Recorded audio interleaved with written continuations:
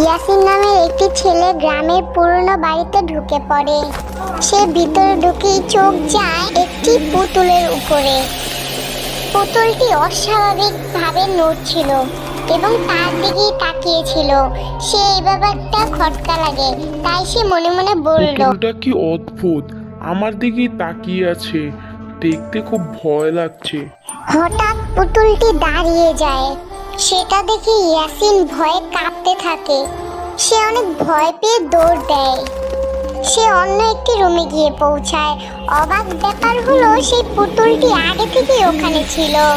এটা দেখে সে আরো ভয় পেয়ে যায়। তখনই পুতুলটি তার হাতটি উপরে নিয়ে নাড়া দেয় আর সেই ঘরটিতে আগুন লেগে যায়।